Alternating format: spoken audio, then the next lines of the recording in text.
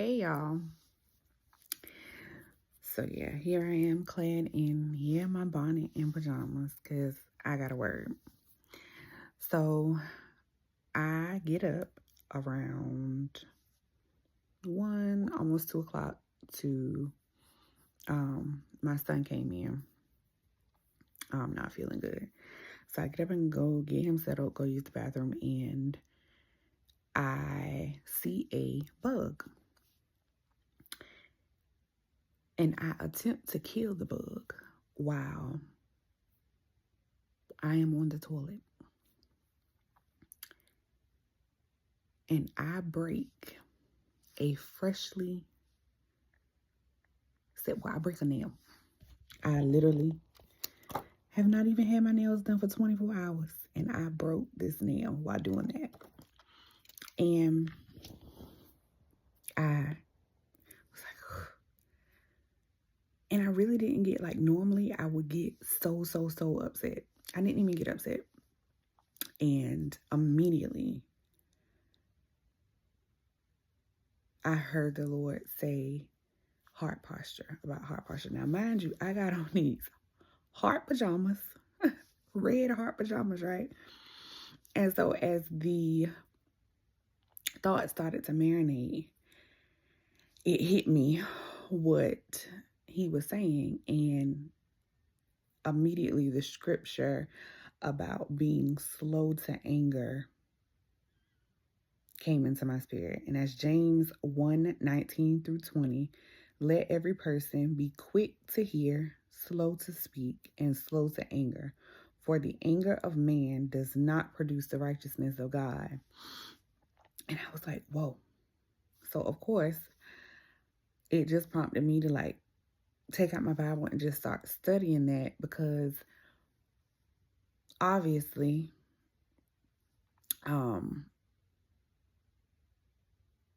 it meant something for that to take place, and then for him to give me that scripture. And then as I was reading, he took me to Jeremiah 25. And it talks about the cup of fury, where God was just not pleased with Jerusalem, I believe, at the time. And they had consequences. And the cup of fury represented the consequences of persistent rebellion against God's sovereignty. So I believe that has significance too. Matthew 5:21 uses the commandment that you shall not murder. But when Jesus was given the Sermon on the Mount, he talked about a clear heart and attitude. So apparently, this concept is definitely important to God, that we should just have a clean heart. No matter what it is, the little things. I broke a nail, right? That's so insignificant, but it's small. But he wanted me to know, even that small little thing about breaking a nail, I can go and get it fixed. Why am I angry? Why get upset about something like that? Your heart posture is important. No matter what it is, whether it's big or small. First of all, it matters to God, big or small, right? You want big or small things to matter to him. So big or small things, as far as it relates to anger, should matter to us. It shouldn't be an issue. Our heart postures just should be right with anything. Colossians 3:13 says, make allowance for each other's faults. A lot of times we get angry at other people for no reason. No reason, really. We just want to be angry sometimes, right? But even in the small things, even if they're big things, forgive anyone who offends you. Remember, the Lord forgave you, so you must forgive others. In the 10 Commandments, Exodus, it was given in Exodus 22-17 first, and then Deuteronomy 5:6-21 second. He uses the parable in Matthew 5:21 about, well, not a parable, but the 10 Commandments. You shall not murder. You shall not murder was what he said before he talked about having a clean heart and attitude. Of course, murder is the extreme, right? But when it goes on to say, even in, let's go to Matthew, because I've been all over the place reading all the different scriptures, but let's go to Matthew 5:21. It says, you have heard that it was said to the men of old, you shall not kill, and whoever kills shall be liable to and unable to escape the punishment imposed by the court. But I say to you, this is 22, and that's another thing. Even when we read scripture, like if I get a scripture, I read the whole chapter because I want to read in context. I want to know what happened before, and I want to know what happens after. But after that, it says, but I say to you that everyone who continues to be angry with his brother or harbors malice against him shall be liable to and unable to escape the punishment imposed by the court.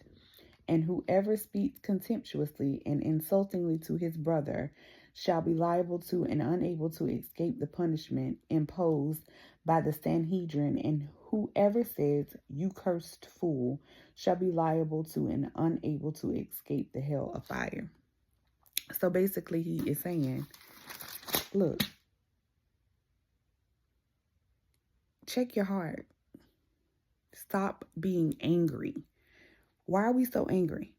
Why does everything it keeps coming to me about Tuesday Bible study. My pastor talked about someone hitting his brand new car.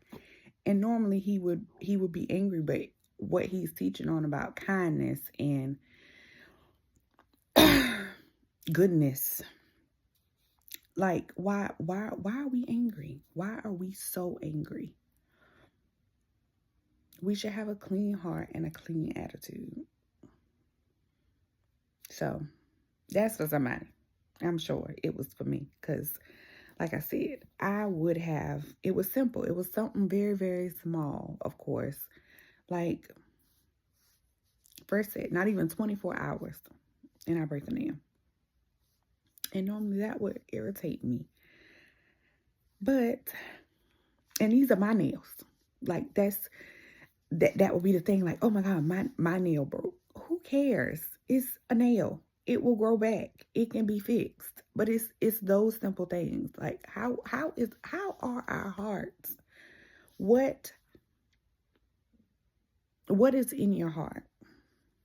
How are you dealing with the everyday mundane situations? Are you letting it overtake you? Are you letting it take you to a place of anger and frustration? For what? For what? So I believe that the Lord wants us to check our hearts, y'all. Check our hearts. Check our heart posture against small individual things. Like that was with me, that was with me and a nail. It wasn't against another person. But think about your anger against someone else too. Like it's in the small things and the big things. Sometimes we want to use scripture to validate the big things, but it's even in the little things, the small, simple things, like a broken nail. Check your heart, clean attitude, and just know that your heart posture is important. Have a good night. Okay, so another thing, to add on to what I was just saying, as I was going back and looking at the video that I just did, it's not a coincidence that God had me use the analogy about killing. I was trying to kill a bug, right? And then he gave me, because he was giving me so many scriptures, and I was like, okay, how does this all come together? But it just hit me.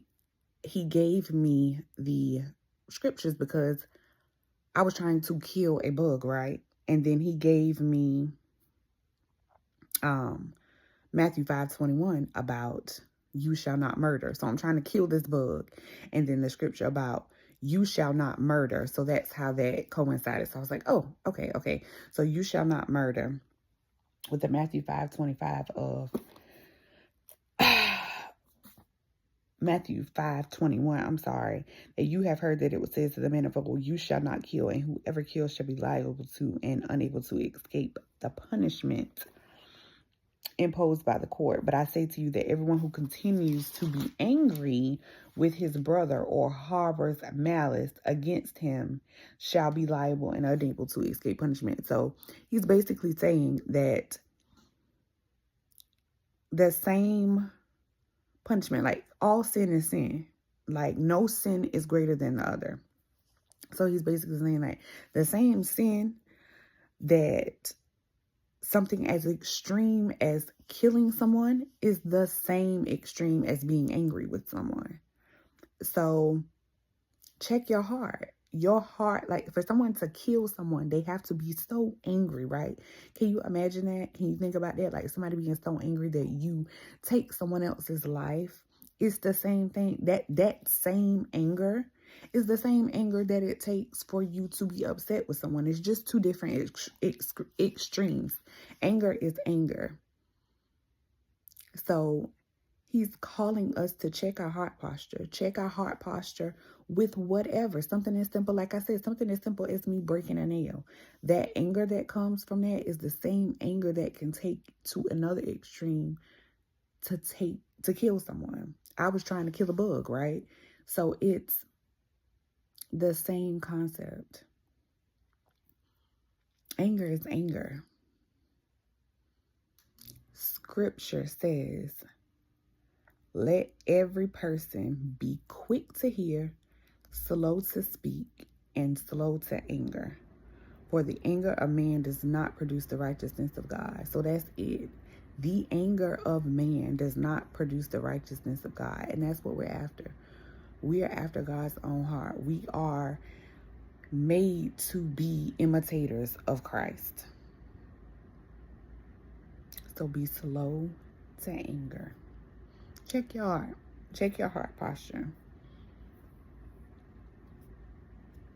Practice having a clean heart and a clean attitude. I encourage you to practice having a clean heart and a clean attitude. When you feel yourself about to get upset, when you think about something that upsets you, when the small, little, mundane things happen, practice. Practice having a clean heart and attitude. Rehearse the scripture. Let every person be quick to hear, slow to speak, and slow to anger. James 1:19 through 20. All right, y'all have a good day.